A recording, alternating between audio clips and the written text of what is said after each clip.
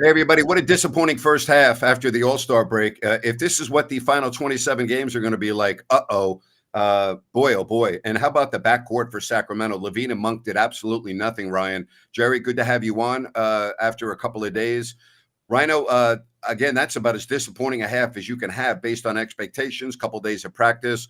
The Warriors, your rivals from 90 miles away, blah, blah, blah. That was awful. Jerry, 12 turnovers, 11 assists for the Kings.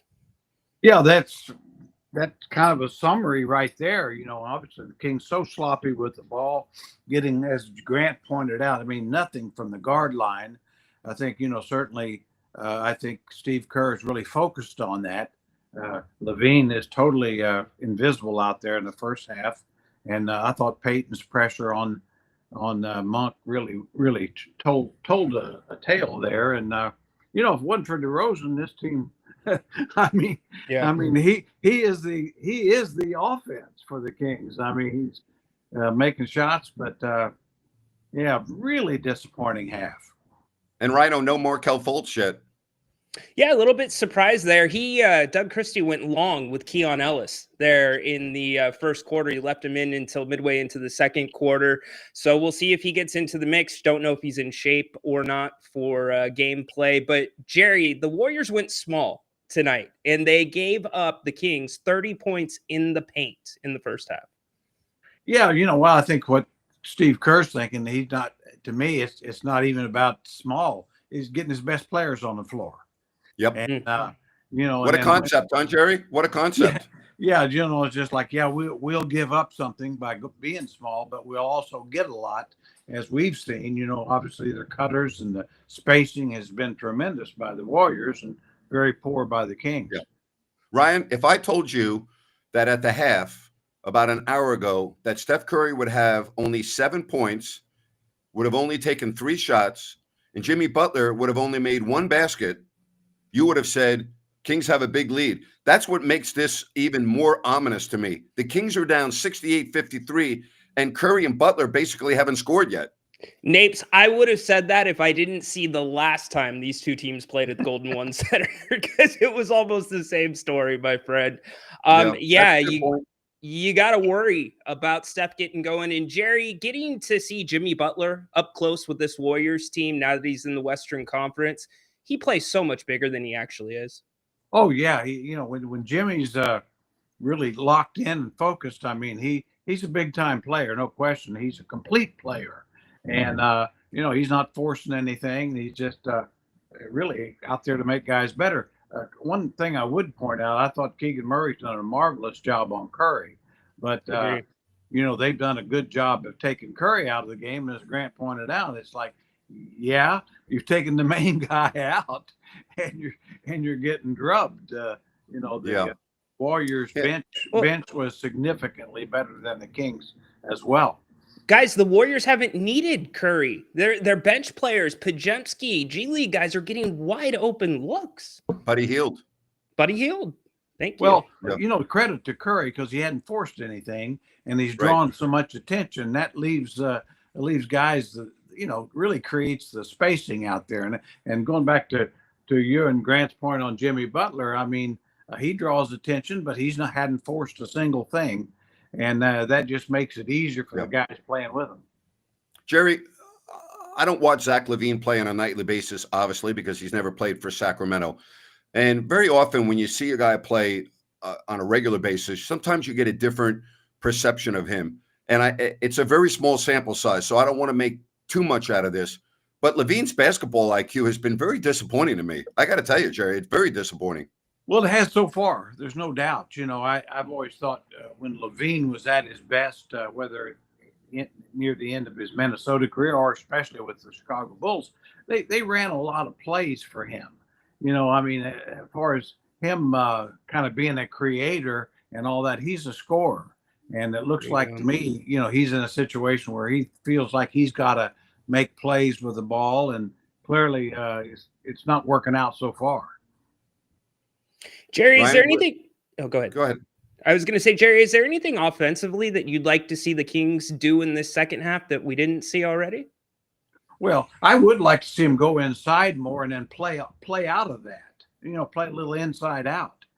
because Domas will draw attention, and then he's going to, if he can't score, and he'll should score more, but he'll draw attention and create some numbers and spacing. Yeah. So but just playing out around the perimeter, the Warriors with their smaller, quicker lineup can cover the Kings that way. My biggest issue, and it's been the biggest issue all season long, there's two areas. The Kings defense is terrible. It's not even okay. It's terrible. And their 3-point field goal defense is awful. I mean, again, you're looking at a team come in and torch Sacramento from beyond the arc at 47%, 11 of 23. It's like a broken record. We talk about this game after game after game, how poor the Kings are guarding the perimeter. It's unbelievable to me. Yeah, especially when, they're really not exactly guarding the paint either. No. No. It's like, where are you? You got to be somewhere. If you're given, if you're not really challenging 3-point shots, you should be protecting the paint and protecting the basket a little bit and the drives. But we've been talking about certainly the poor 3-point defense now for a couple of years, and just haven't seen it. I think we're being nice by characterizing it as defense on the 3-point line, because guys are wide open. I mean, with the exception, Jerry, of Keon Ellis making a good play on Steph Curry, Keegan making a good play on the perimeter, it's just been wide open shooting range shots. Terrible. Yeah, you hit on it right there. I mean, really Keegan and Ellis are the two guys that create problems, any problems. Domas will give you hustle and scrap and all that, but I mean, on the perimeter, though, they're the only two guys that I've seen. I mean, I still think that LaRavia can maybe provide something as we go, but really haven't seen it yet.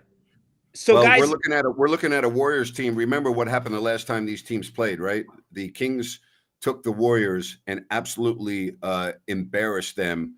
The Kings have won both meetings, so you got to keep in mind the big picture here. Tiebreakers, everything else. This second half is a big one, guys, because we started the night with only 27 games. The loser of this game falls to 10. But not only that, the loser of this game, if it's Sacramento and it's a poor effort, that doesn't give you much hope moving forward with the schedule upcoming. And for all of you that think that Charlotte's going to be a breather, I think Charlotte's going to be a very tough matchup for Sacramento. I mean, Charlotte's people look at Charlotte and they laugh. Let me tell you something. Charlotte just beat the Lakers. They the next night they were very competitive against Denver. When Charlotte's healthy, they're a very formidable opponent. And if the Kings are playing like this, guys, they're not going to beat Charlotte. They're not going to beat a lot of teams playing like this. Well, no, if they play like this now. On the bright side, if we want to always have to look for some optimism, is that the Warriors, if the Kings will get out and start pressuring them, put some pressure on them, they'll turn it over. Yes, they will. I mean, they've got the way the NBA is, the Kings have got a chance to get back in this game, but it's not going to happen unless you put pressure on their offense and really force some turnovers, because they will gladly turn it over if you give them a chance. And Jerry, you nailed it. That's how the Kings got back into the game last time at the Golden One Center. The turnovers in the first half for the Warriors have been unforced. So that's where that missing element, I think, is, Grant, for this team. They're not getting out in transition. It's absolutely. Everything that the Kings should be doing, they're not doing. And that's very disconcerting, considering you just had a break and a couple of days of practice. And so it leads me to the question, are the guys not listening to the coach? Are they not listening to the game plan? We used to hear that all the time with Mike Brown. That was one of his biggest complaints. Well, the guys aren't following details. They're not doing this. They're not doing that. Guys, based on this first half, it looks to me to be the exact same situation where, I mean, Doug's not stupid. The coaching staff, it's not like they didn't have a game plan. These guys, to me, aren't following it. Well, one thing about it is when you're getting scored on every trip, you're taking the ball out of bounds and playing really at a set defense. And then conversely, obviously, the Warriors are scoring at a phenomenal clip. So really, it's just a case of Kings start making baskets like we saw in the first 7 or 8 minutes of the game when DeRozan by himself was keeping the Kings ahead because he was scoring, and they were having to play half court. So, so it can turn around, but I'm not encouraged with what I saw. Ryan, what's the final score of this game? I think Golden State wins this one. They're going to slow down a little bit, Jerry. I'm going to say 122 to Sacramento 109. Well, I'm kind of thinking 117 Warriors, Kings 110. I think it'll tighten up, but I think the Warriors have got enough offense and depth, and their depth is really much better than the Kings' depth. I think it's going to be 126 to 115 Golden State.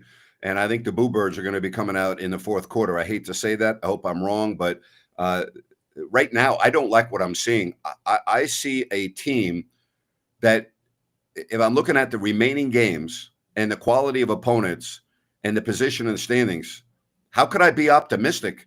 Again, I just watched the team lose to New Orleans going into the break. And I just watched the team in the first half get outplayed in so many areas, in the paint, beyond the arc, turnovers, as Jerry said, no pressure on the ball, 5 turnovers for the Warriors, none based on being forced. There was unforced turnovers. I don't know what the hell's going on out there in a nutshell. That's my biggest issue. I don't know what the hell I'm watching.